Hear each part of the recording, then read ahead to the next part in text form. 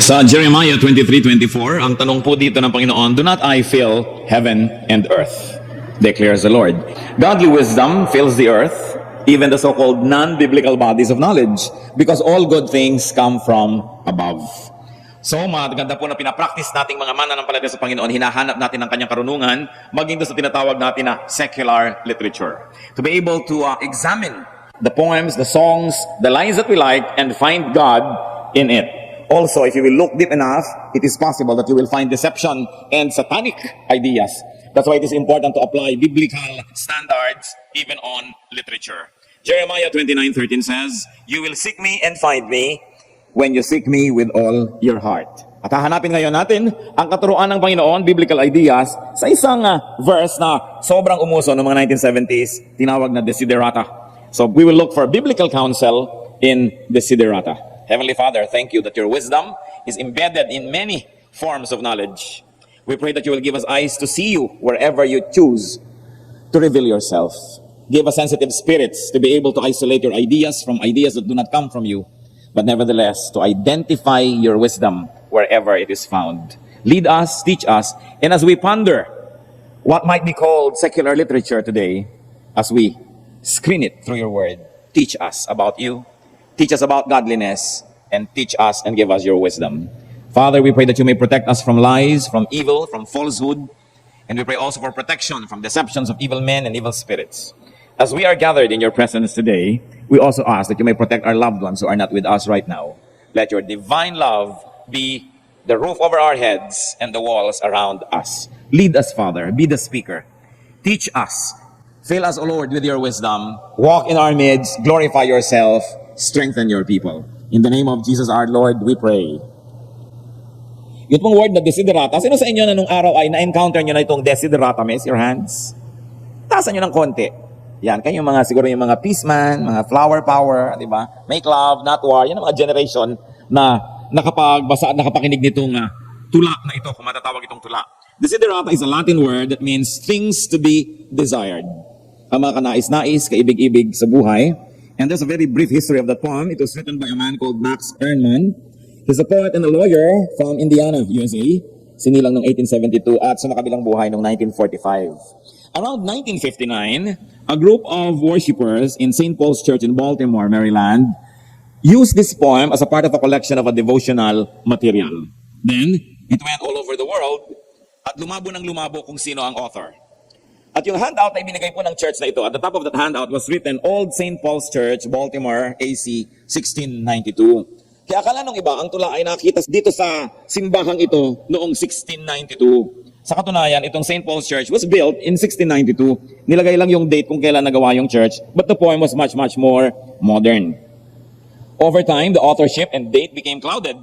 And later on, a publisher interpreted the notation as meaning that the poem itself was found in Old St. Paul's Church in 1692. Nagkanda iba-iba na. So the poem reached its height of popularity in the 60s and in the 70s. Lalong-lalo dun sa Make Peace Not War movement. At ito ay napakarami mga naging mga renditions. At ang challenge sa atin ngayon, hanapin ang godly wisdom dito sa tulang ito. So let's take a look at the poem in its biblical essence. First, we'll attempt to read it, and then we'll go back to it and filter it through scripture. Desiderata. Go placidly amid the noise and haste, and remember what peace there may be in silence. As far as possible without surrender, be on good terms with all persons. Speak your truth quietly and clearly, and listen to others. Even the dull and the ignorant, they too have their story. Avoid loud and aggressive persons. They are vexations of the spirit. If you compare yourself with others, you may become vain and bitter. For always there will be greater and lesser persons than yourself. Enjoy your achievements as well as your plans. Keep interested in your own career, however humble. It is a real possession in the changing fortunes of time. Exercise caution in your business affairs, for the world is full of trickery. But let this not blind you to what virtue there is. Many persons strive for high ideals, and everywhere life is full of heroism. Be yourself. Especially do not feign affection. Neither be cynical about love, for in the face of all aridity and disenchantment, it is as perennial as the grass. Take kindly the counsel of the years, gracefully surrendering the things of youth. Nurture strength of spirit to shield you in sudden misfortune. But do not distress yourself with dark imaginings. Many fears are born of fatigue and loneliness. Beyond a wholesome discipline, be gentle to yourself. You are a child of the universe, no less than the trees and the stars. You have a right to be here. And whether it or not it is clear to you, no doubt the universe is unfolding as it should. Therefore, be at peace with God, whatever you conceive Him to be. And whatever your labors and aspirations, in the noisy confusion of life, keep peace with your soul. With all its sham, drudgery, and broken dreams, it is still a beautiful world. Be cheerful. Strive to be happy. Ang ganda-ganda naman ang tulang ito. So napakaganda po ang challenge sa atin is to find the Bible in Desiderata. Pag magandang bagay, dapat may kinalaman ng Diyos. Because all good things come from above, from the Father of lights, who does not change like shifting shadows. Yung first line goes, go placidly amid the noise and haste. And remember what peace there may be in silence. We are suddenly reminded of Psalm 4:4. In your anger, do not sin. And when you are on your beds, search your hearts and be silent. And Psalm 46:10, be still. Isa daw pong sikreto ng buhay at dapat ating naisin na magkaroon tayo, yung sa kabila ng ingay at gulo ng sanlibutan, tayo ay makapaglakbay ng may kapayapaan. At huwag lilimutin ang halaga ng pananahimik. Napakahalaga po sa buhay natin kung magkakaroon tayo ng kapayapaan, kagalakan, meron tayong pananahimik. Na hindi laging pinupuno natin ating tenga ng nadidinig mula sa radyo, mula sa TV, hindi laging may binabasa o pinapanood, dahil mahalaga ang pagbubulay-bulay, ang pagninilay-nilay, sabi nga nila, ang pagmumuni-muni, pag-iisip. Sabi, remember what peace there may be in silence. Kaya kahit na may TV, hindi lagi dapat binubuksan. Nananahimik din tayo. Hindi lagi ang may hawak na binabasa, bagamat mahalaga ang pagbabasa, sapagkat dapat nating balikan yung halaga ng pananahimik. Be still and know that I am God, the Lord says. Eh kung punong-puno na po yung ating senses ng kung ano-anong bagay, nawawala na tayo ng espasyo para sa Diyos. The poem goes on, as far as possible, without surrender, be on good terms with all persons. Huwag makikipag-away sa mga tao. Hanggat kaya, makipagmabutihan. Titus 3:1-2, remind the people to be ready to do whatever is good, to slander no one, to be peaceable and considerate, and to show true humility toward all men. Kahit isang tao lang, kayang-kayang guluhin ang buhay natin. Kahit isa lang tao, kayang-kayang maglagay ng napakaraming dilubyo sa maghapon nating pamumuhay. Kaya sabi, sikapin na makipagmabutihan sa lahat. Lalong-lalo sa miyembro ng ating pamilya na lagi na po nga nating idinidiin. Huwag nakikipag-away sa biyanan, sa manugang, sa kapatid. Kasi permanent fixtures of life yan, hindi na iiwasan. Nakikita kayo lagi. So ang marurunong na tao, nakikipagkasundo at sinisikap niya na maging mapagpakumbaba. Speak your truth quietly and clearly. Bakit po marami nag-aaway at nagdedebate kahit tungkol sa Diyos at sa relihiyon? Because they speak their truth, of course their version of truth, but not quietly and clearly. They shout, they quarrel. Kung sinong pinakamalakas sumigaw na nanalo sa tingin nila sa discussion. Pero hindi ito yung nakikita natin dito sa paalala ng Desiderata, which Psalm 15:2-5 reflects. He who speaks the truth from his heart will never be shaken. So to speak from the heart. Yung totoo, yung payapa, yung tahimik. Sometimes our most effective speech will have to be silence. Kasi lalo sa mga mag-asawa, kung galit na galit yung isa, sasagutin mo pa ng galit ka rin, wala namang mangyayari eh. Even though you're speaking your truth, but it's not quietly and it's not clearly, you will only quarrel all the more. Sabi nga nila, speech is silver, silence is gold. So napakahalaga no, hindi ka laging gumigiit, hindi ka laging nagsisikap na manalo. At isa pa pong payo, and listen to others. Even the dull and the ignorant, they too have their story. Hindi lang naman yung mga nakapagtapos sa mga formal institutions of learning ang merong dapat na sabihin at dapat pakinggan. Ang lahat ng taong nabubuhay ay may karanasan at may maituturo sa atin. Kuminsan pag may konti ng kaalaman, ayaw na makinig sa magulang, ayaw na makinig sa matanda dahil mayroon daw edukasyon. Araw-araw ang tao may edukasyon, meron lang ang formal at meron naman na practical education. Karamihan pa ngayon ang gagaling sa mga subject sa eskwelahan, sa practical na buhay, walang kamuang-muang at walang kaalam-alam. Proverbs 19:20, listen to advice and accept instruction, and in the end, you will be wise. Pag meron pong nagsasalita at merong nakikinig at nag-uwian na sila, ang panalo doon yung nakinig.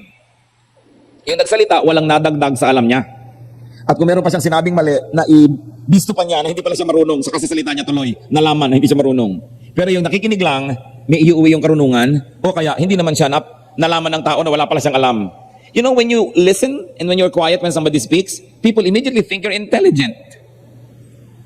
So at least even if you were not, people would think you are And that's better for you.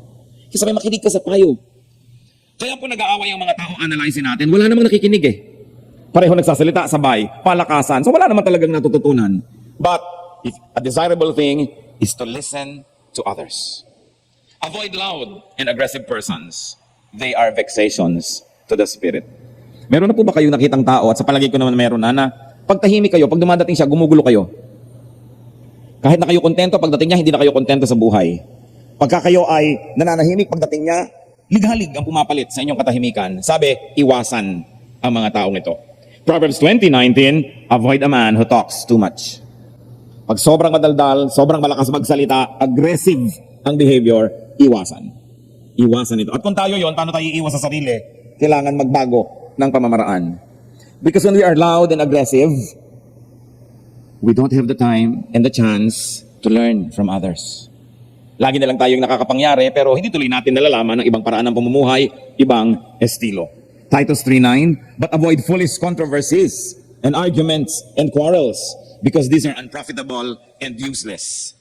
At ang tinutukoy po dito sa Titus 3:9 are religious controversies and arguments and quarrels. Bakit hindi dapat makipagdebate ang isang tao, lalo para sa relihiyon? Dahil yung kausap mo, ang kanyang pangunahing kagustuhang mangyari, manalo siya. Ayaw niyang mapahiya.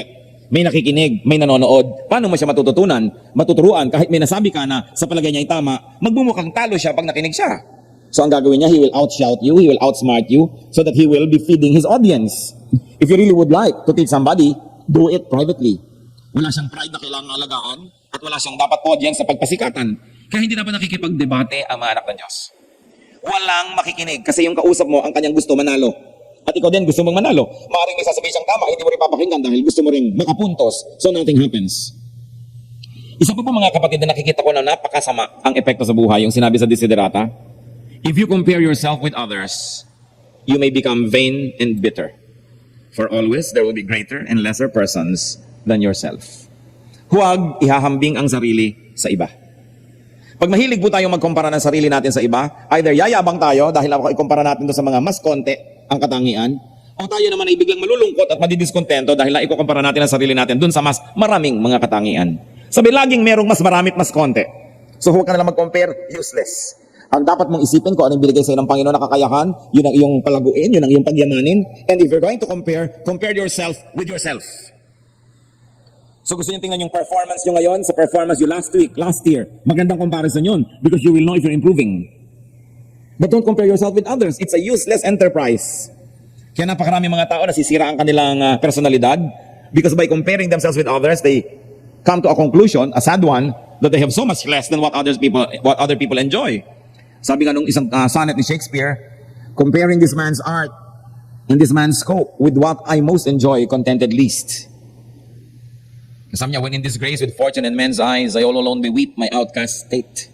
Dahil ikinukumpara niya ang kanyang sarili sa iba, nagluluksa siya tuloy. Dapat sa sarili lang. And when you would like to compare performance, only performance of your own self.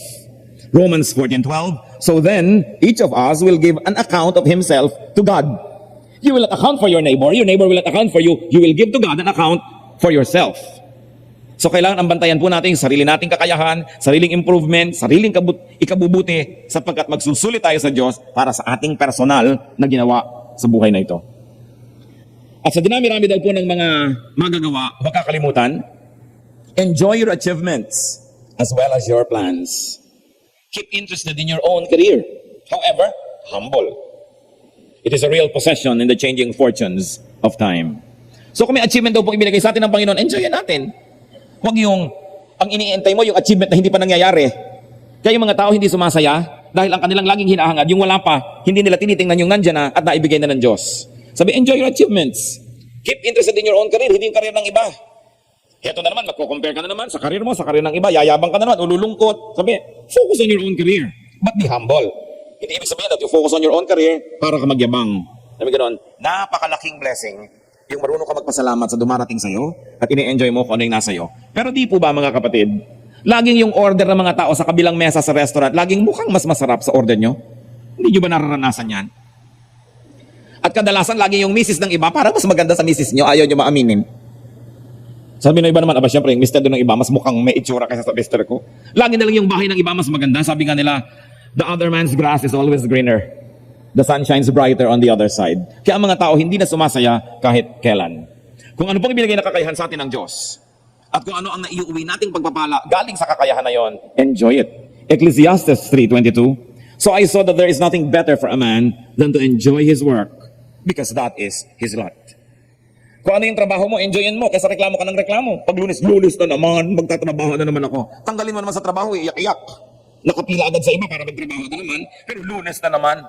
Hindi magpasalamat, hi, salamat, another Monday, another week, another opportunity to work. Sabi, enjoy your work. Kasi enjoyin mo man yan o hindi, yan ang work mo, so kawawa ka naman kung hindi mo yan ine-enjoy.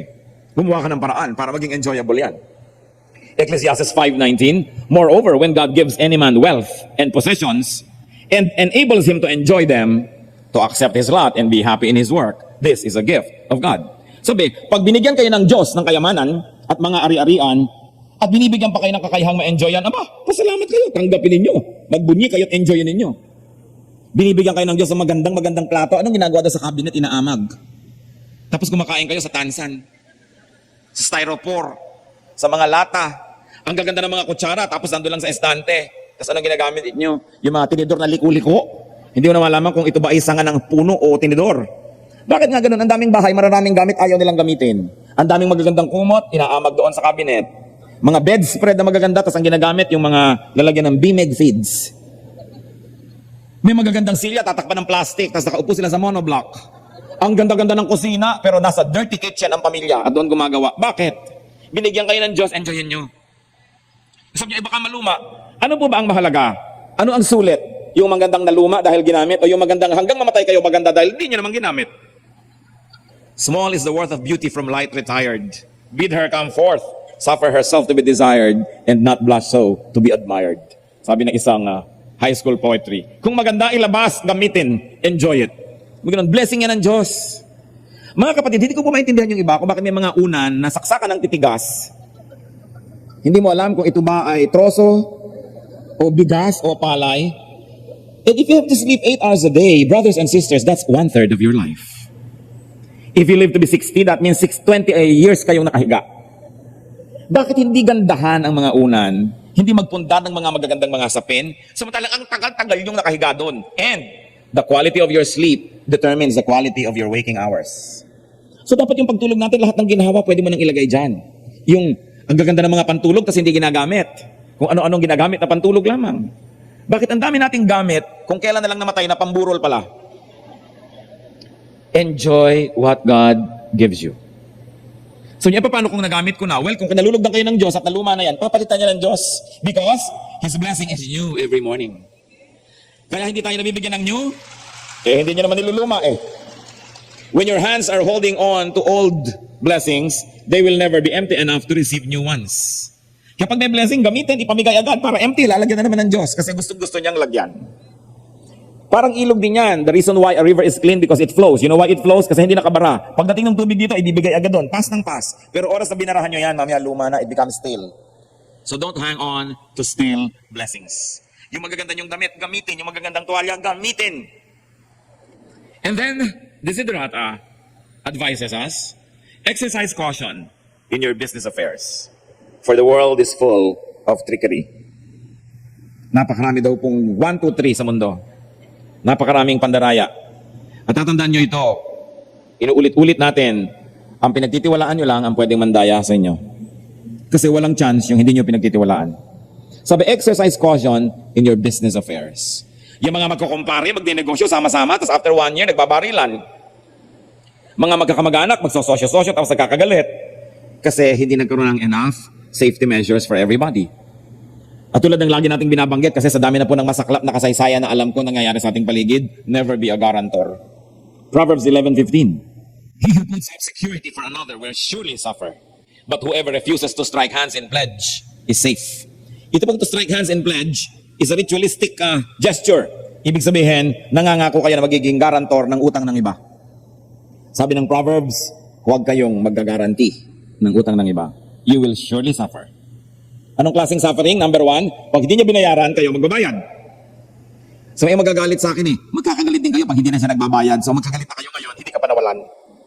At kung kakagalitin ka niya, dahil sabi sa Proverbs 11:15, huwag mag-guarantee, he's not worth your friendship. So, you will be hurt, one, when this person doesn't pay. Two, even if he pays 5 years from now, you would have already been hurt dahil araw-araw iniisip mo, magbabayad kaya siya? At yan pong may mga utang, hindi ko alam kung anong vitamin ang iniinom niya, nagkakaroon ng mga amnesia.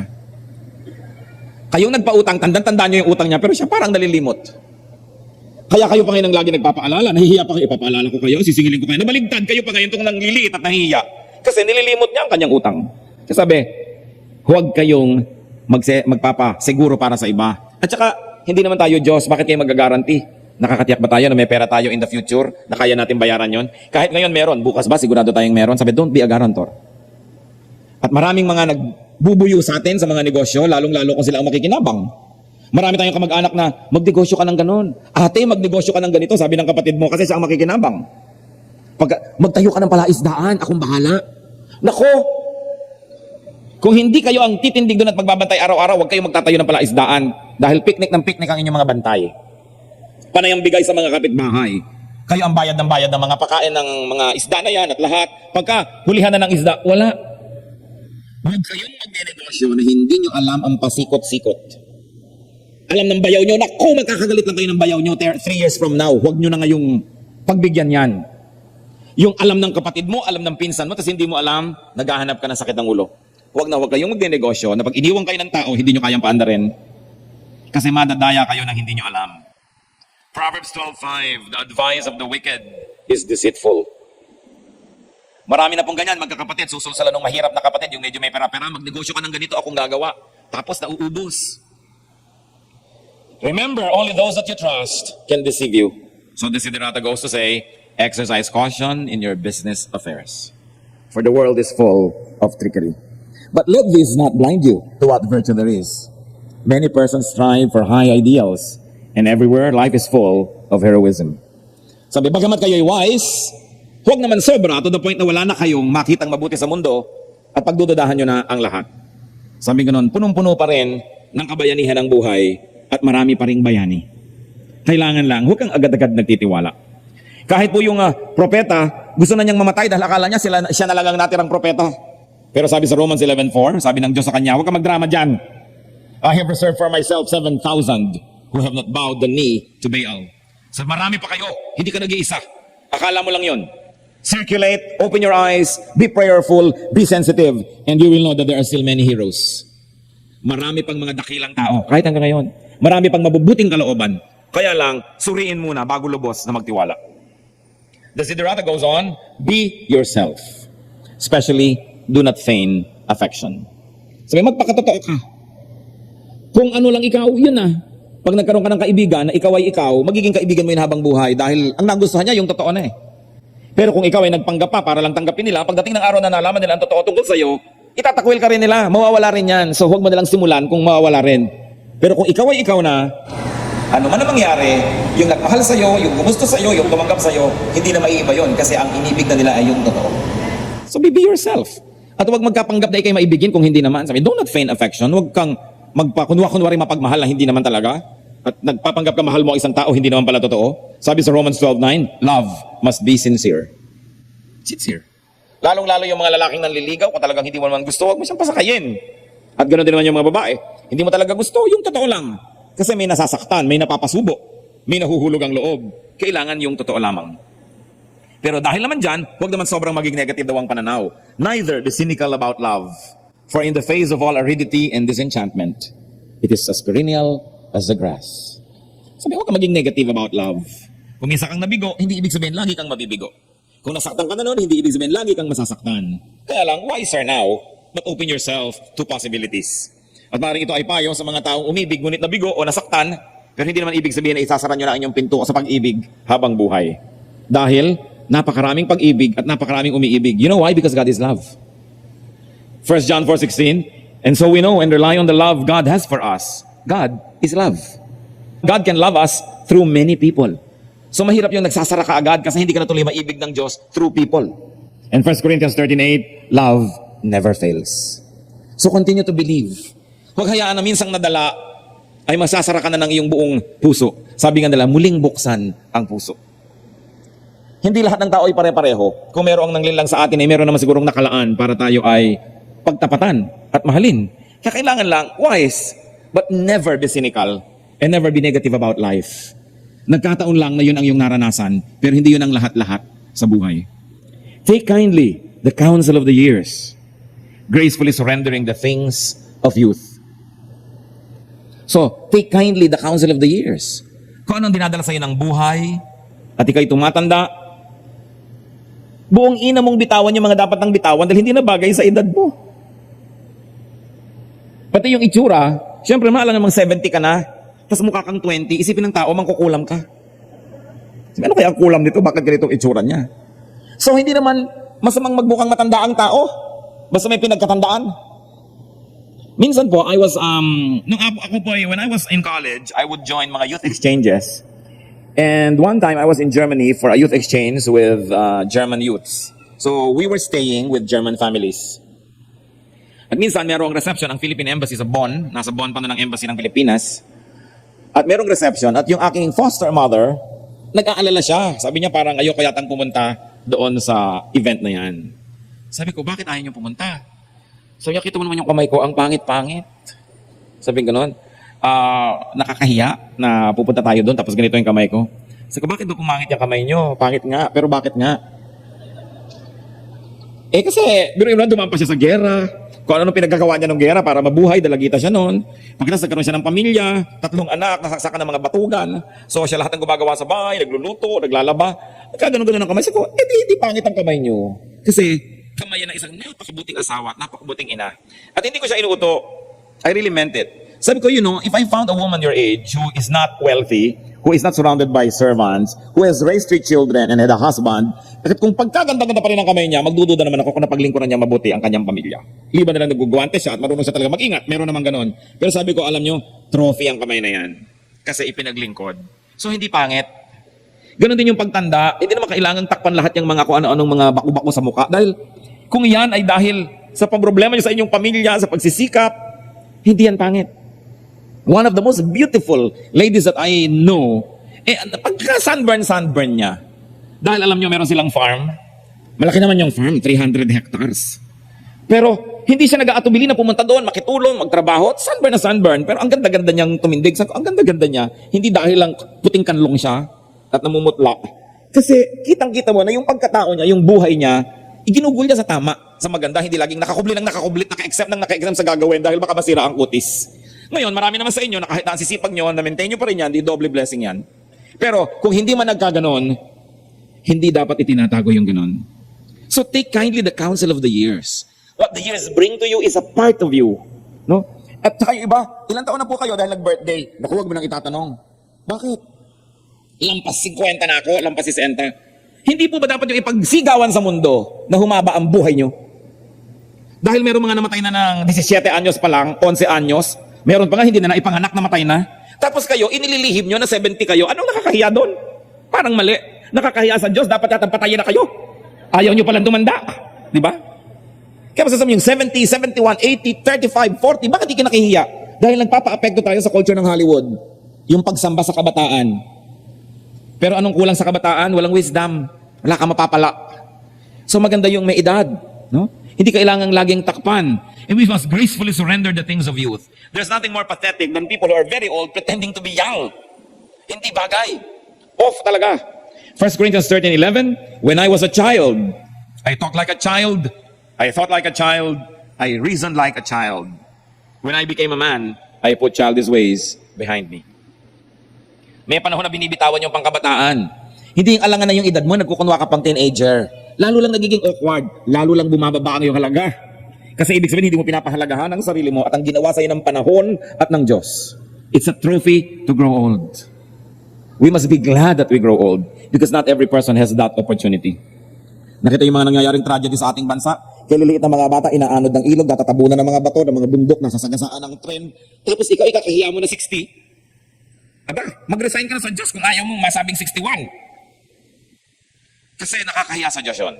Gracefully surrender the things of youth and nurture strength of spirit to shield you in sudden misfortune.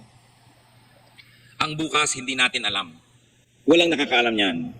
Kaya ang napakahalaga po, yung pagkatao, yung karakter ma-develop. You want somebody, your children for instance, to be secure in the future. Hindi lang yung savings, hindi lang insurance, although that can help. But the best preparation we can give to them, patibayan ang kanilang loob, patibayan ang kanilang dibdib, sanayin silang mabigo, sanayin silang masaktan, sanayin silang mahirapan, dahil ang buhay ay maraming kabiguan at maraming kahirapan. And we parents will not always be around to protect them. Kaya anong sabi ni Balagtas, pag-ibigan ako'y aking nakilala, di dapat palakihin ang bata sa saya at sa katuwaan kapag namihasa, paglaki walang hihinting ginhawa. Para ng halamang lumaki sa tubig, dahil nalalanta munting di madilig, ikinaluluoy ang sandaling init, ganyan din ang pusong sa tuway maniig. Ang laki sa layaw, karaniway hubad, sa bait at muni, sa hatol ay salat, masaklap ang bunga ng maling paglingap, habag ng magulang sa irog na anak. Kaya dapat, kahit kaya niyong ibigay sa anak niyo, huwag niyo ibigay lahat. Dahil maraming kabiguan ng buhay, mabuting nakakapag-practice. Hindi lahat ng comfort ibinibigay. Because the best way to prepare ourselves for difficult days is to have character. Not just to have possessions, not just to have money, though that helps. Kaya po yung babae na sinasabi sa Proverbs 31, Proverbs 31:25, she is clothed with strength and dignity. She can laugh at the days to come. Ang babaeng ito, maraming savings, nagtatrabaho, sabi niya, her arms are strong. Nagwi-weave, nagnenegosyo, bumibili ng bukid, nagsasaka, pero nagbibigay din sa mahihirap. Her children rise and call her blessed. No? Her husband too praises her, sabi sa Proverbs 31:20, and all of those other verses. Pero ang sabi, she is clothed with strength and dignity. Hindi lang clothed with purple, hindi lang clothed with jewelry. She is clothed with strength. Kailangan strong ang ating mga karakter. Sinasanay natin, lalo na ang mga kabataan. Then we can laugh at the days to come. Darating ang mga pagsubok, darating ang hirap, pero pag tayo'y nasanay at sinanay, pwede natin yung pagtawanan. We can laugh at the days to come. But do not distress yourself with dark imaginings. Laging may pang-balance. Sabi kailangan, handa ka sa sudden misfortune, pero huwag naman yung misfortune na lagi mo nalang imaginein. But do not distress yourself with dark imaginings. Many fears are born of fatigue and loneliness. Sabi, bagamat dapat handa ka sa maaaring di maganda at kasiyasiyang mangyayari, pero huwag mo naman sobrang seryosohin na laging iyon na lang ang iniisip mo. Sabi, maraming mga ikinakatakot ninyo dahil lang kulang kayo sa paligo. Kulang lang kayo sa pahinga. Nalulungkot lang kayo. Kaya mahalaga po sa tao may diversyon, may libangan, may kasiyahan. Sapagkat pag lagi kang naiinip, lalong-lalo kung wala kang project sa buhay, wala ka namang malaking pinagkakaabalahan para sa mas mabuting mga layunin, kung umaga hinihintay mong gumabi at sa gabi hinihintay mong mag-umaga, at sa umaga hinihintay mo na namang gumabi, kahit walang multo, makakakita ka. Maiisip mo na ang lahat ng dilubyo at hirap sa buhay, katakutan mo na ang lahat ng sakit na dadapo sa iyo, lahat ng giyera sibil na darating, matatakot ka. Sabi, many fears are born of fatigue and loneliness. Kaya tinuturo ng Diyos, on the seventh day you rest. Hindi ka dapat laging pagod. Pero mga kapatid, yang walang ginagawa ang pinakamalakas makapagod. Kaya kailangan may ginagawa ka talaga, hindi yung lagi ka lang nakatunganga dahil mapapagod ka. At ang pinakamahirap makatulog, yung laging nakahiga. Kaya pag pagod na pagod ka, paghiga mo, tulog ka na. Gising mo, umaga na, hindi ka na nag-imagine ng sarisaring mga nakakatakot sa buhay. That's why you must dedicate yourself to a cause bigger than your daily existence. Pero kung sa umaga iniisip mo lang ano kayang kakainin natin, ano kayang ulam natin mamaya, araw-araw ganun ka na lang, ibig sabihin wala ka malang project. Ba't di ka maghukay? Halimbawa sa doon sa Samar, sa Leyte. Hindi ka tumulong doon ang hindi puro ano kayang iuulam, ano kaya ang gagawin. Kasi wala man lamang na mga dakilang adhikain na pinagkakaabalahan. Hindi ka malang magpakain ng mga pulubi, kahit 2 pulubi isang araw, pakainin mo ng konti, meron kang project. You've got to think of a project that is good for the poor, good for the needy, and is pleasing to God. Then you will have no space in your mind para inip-inip at lungkot-lungkot. Pinakamahirap kalaban niyang lungkot at inip. Nakita niyo yung mga naiinip na mga bilanggo sa bilibid, hanggang sa loob ng bote, gumagawa ng barko. Kasi mahirap yung walang magawa. So kailangan may ginagawa ka. Kung kayo 60, 62, huwag mo na kayo nagre-retire. Walang ayawan ng buhay. Kailangan naghahanap tayo ng causes. I like to repeat that, brothers and sisters. Causes. Because in the absence of big things, small things become big to small minds. That's why you have to be dedicated to a big thing. Marami kayong palalampasin, pararaanin, hindi papansinin pag may malaki kayong pinagkakabalahan. Pero oras na wala, ang liliit na bagay palalakihin ninyo. Kasi wala namang malaki sa buhay nyo. Kaya importante mag-isip-isip. Psalm 37:4, delight yourself in the Lord. Pagbulay-bulayan ng Panginoon, enjoy God, enjoy God's promises, even God's discipline, and you will have no space for fear and imaginings. Okay, ang kabilin-bilinan sa 1 Peter 3:14, do not fear what they fear, do not be frightened. Beyond a wholesome discipline, be gentle with yourself. May mga tao dapat napaalalahanan nito.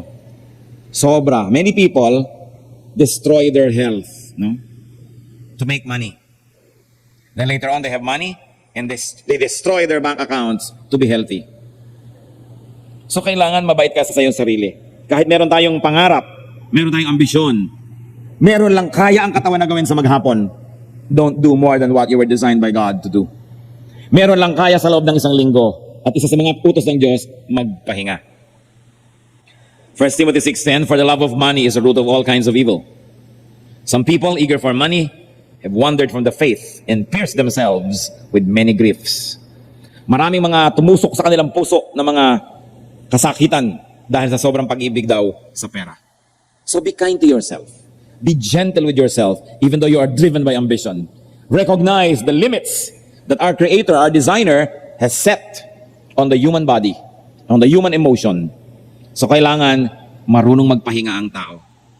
Mga kapatid, huwag kayong mag-ipon, tapos sasabihin nyo, after 20 years, magbabakasyon kayo. Dahil on the 19th year, baka kayo matabunan ng mga kahon, at hindi na kayo makuha, hindi na kayo kasama sa bakasyon, yun ang asawa nyo at yung magiging bago niyang asawa ang magbabakasyon. So kailangan, every day, meron tayong konting oras ng bakasyon. Every day. Every week, meron kang isang araw man lang na bakasyon. Every month, meron kang several days na bakasyon. Every year, meron kang ilang linggo na easy lang. And every so and so number of years, meron kang, halimbawa mo, isang buong buwan na bakasyon o 2 weeks. Huwag niyong ipunin. Kasi hirap na kayo, hindi na makaya ng katawan ninyo, baka kayo bumigay. And besides, you do not know what a day may bring forth. You don't know if you'll still be around for that big vacation. So have pockets of happiness, have pockets of pleasure, have pockets of service and goodness and sacrifice all in a day. Live the day as if it's going to be your last because it just might be your last. Para walang pagsisisi. Sabi nga nila, wala pa daw naghihingalong tao na nagsisi na dapat dinagdagan ko pa ang oras ko sa opisina. Dapat nagtrabaho pa ako ng mas marami. Karamihan daw na naghihingalo, ang ipinagsisisi, dapat nahabaan ko pa yung fellowship namin mag-asawa. Dapat nabigyan ko pa ng panahon ng mga bata. Dapat sana napuntahan ko yung gusto nating puntahan. Yan daw mga pinagsisisihan. Kaya matuto na tayo sa kanila, sa maraming mga nauna na. You are a child of the universe, no less than the trees and the stars. You have a right to be here. Kaya huwag ka magpapakamatay. Ang daming mga tao nagpapakamatay. So bakit ka magpapakamatay? Ang asawa ko pinagtaksalan ka na pala, magpapakamatay ka pa, sobra mo naman pinapadali sa kanya lahat. Kaya kung makakausap niya magpapakamatay, gusto mo bigwasan na isa, magising, papakamatay ka. No? Ano po sabi sa Genesis 1:27-28? So God created man in His own image. In the image of God, He created him. Male and female, He created them. God blessed them and said to them, be fruitful and increase in number. Fill the earth and subdue it. Rule over the fish of the sea and the birds of the air and over every living creature that moves on the ground. Ang taas-taas ng adhikain ng Diyos para sa tao, to govern the planet, to rule. Hindi para maawa sa sarili, paliitin ang sarili. We were created in God's image. Yun lang ang alalahanin mo, igagalang mo na yung sarili. At hindi mo papayagan din na hindi ka ginagalang ng iba. But of course, respect must be earned. And whether or not it is clear to you, no doubt the universe is unfolding as it should. And Genesis 8:22 reflects that reality. As long as the earth endures, seed time and harvest, cold and heat, summer and winter, day and night will never cease. Gabit araw, sabi ko nang darating ang taglamig at tag-init, tag-ulan at tagtuyot. Sunod-sunod, araw-araw, walang palya. Every day will come. So kailangan sabi, pag dumating yun, dapat nandun ka, kasama ka. Why? Because every day brings a new blessing. Because the blessing of the Lord is new every morning. Huwag kayong nawawala ng pag-asa kasi kung walang kayong natanggap na blessing ngayon, may bago na naman bukas, meron na namang pag-asa. Dahil bawat araw, ang daming dalang posibilidad para sa atin. Dapat excited ka, ang sarap naman, natutulog ako, tapos bukas na naman, bagong blessing na naman, umaga na naman. Lalo pag nag-alarm na yung clock, umaga na naman. Eh ano, gusto niyo, huwag niyo nang marinig ang alarm clock, pwede rin naman. Naubos na yung baterya, matigas pa rin kayo, pwede rin. Pasalamat ka, nagising ka. Bakit lagi na lang ang tao mahilig magreklamo? Samantalang dapat nagpapasalamat. Alam niyo, pagka mayroong maingay, nagising kayo, di ba usually magagalit kayo? Magpasalamat ka, ay nagising pa ako, buhay pa ako. Kahit maingay ang mga ito, kasi pwedeng hindi naman ako magising. Di ba iba, kinakagat mo na nga sa paa, hindi pa magising? Kung ano na, dahil namatay na. So, imbes mag-isip ka na, nakakainis sa karinig ako, salamat, di ako bingi. Because in every situation, there is something you can thank God for. But in every situation also, there is something you can complain about. If you choose to be a complainer. Therefore, be at peace with God. Whatever you conceive Him to be. Of course, many mga born-again, reformed, and restored Christians will not be comfortable with whatever you conceive Him to be. But kahit naman po tayo mga Bible-based Christians, may iba-iba pa rin tayong konsepto eh. Dahil napaka-personal ng relasyon natin sa Diyos, hindi laging pare-pareho ang ating pananaw tungkol sa Kanya. Kaya sabi, ano man ang tingin mo, ang mahalaga, makipagkasundo ka sa Diyos. Be at peace with God. Romans 5:1, tayo mga Kristiyano, we have peace with God through our Lord Jesus Christ. May peace. So be at peace with God. In other words, do not fight God. Hindi ka naman mananalo, matatalo ka rin, masasaktan ka lang, sumuko ka na lang. Be at peace with God. Kung alam mong ito ang gusto ng Diyos, sundin mo siya. Kasi alam nga namang siyang sumunod sa iyo. So makipagkasundo, makipagkaibigan, magkaroon ng kapayapaan. And whatever your labors and aspirations, in the noisy confusion of life, keep peace with your soul. Huwag kang gagawa, kapatid, ng labag sa iyong konsyensya. Kasi masasaktan ka, mahihirapan ka, malilito ka, magkakasakit ka. Kaya po may mga tao nagkakaroon ng split personality eh. Yung sobrang suppressed. Sinusupress ng magulang, sinusupress ng institution, sinusupress ng may kapangyarihan. Kung minsan nagkaka-split personality, akala nyo possessed. Naiiba yung boses, naiiba yung ginagawa. Kasi yung tunay na siya hindi mailabas-labas. Kaya magkakaroon ng sakit. At magkakadalawa-dalawa ang kanyang pagkatao dahil yung kanyang tunay na yung ipinapakitang pagkatao, hindi pa yun ang totoo.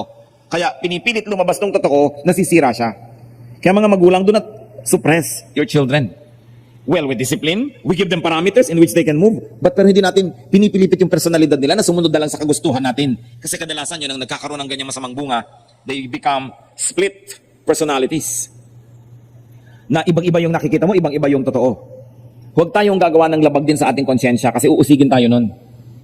Sundin ang konsyensya para tahimik ang buhay. 1 Timothy 1:19, holding on to good conscience. That is what is important. Psalm 62 verse 5, find rest, O my soul, in God alone. My hope comes from Him. So find rest in God. Find rest in a godly conscience.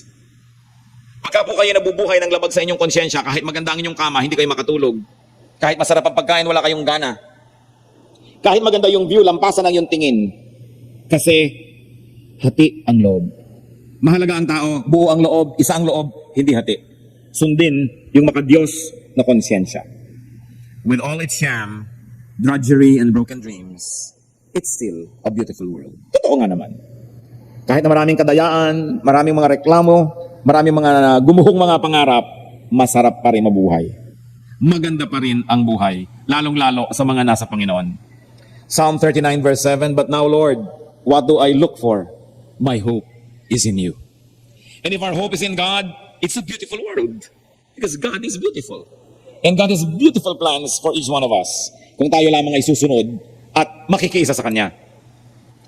Kahit maraming kalungkutan, kahit maraming nagdaan ng kabiguan.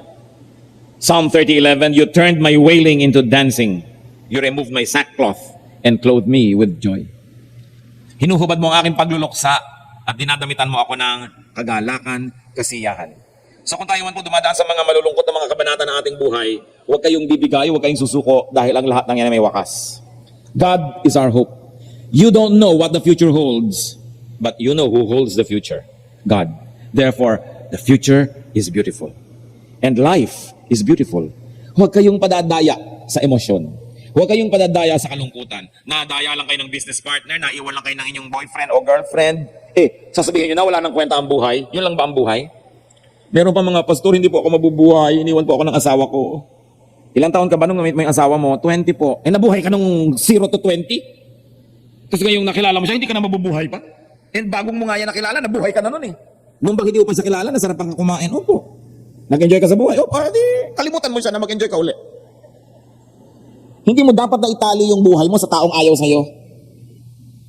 Hindi, susunod-sunod ka sa kanya, bubuntot-buntot ka sa kanyang ganon. Kung ayaw mo, sorry, we both lose. Matapos yung pong magawa ang dapat yung gawin, ang inyong tungkulin, ang itinuturo ng Diyos, at ayaw pa rin sa inyo, diwag. Lugi niya.